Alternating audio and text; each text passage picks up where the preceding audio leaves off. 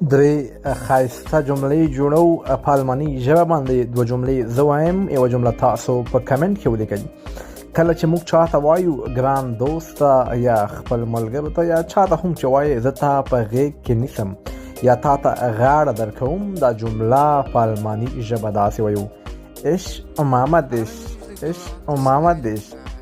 او کله چې موږ چاته وایو زه ستا په اړه فکر کوم، زه ستا په اړه فکر کوم، سوچ کوم، دا جمله په الماني ژبه داسې وایو ich denke an dich، ich denke an dich. او کله چې موږ چاته وایو زه تا ته اړتیا لرم، ضرورت لرم، دا جمله په الماني ژبه څنګه وایو تاسو یې په کمنټ کې ولیکئ. که غلطه وي زه به یې تاسو ته صحیح کوم. یو ځل چې تاسو ولیکله ستاسو به همیش لپاره په ذهن کې پاتې وي.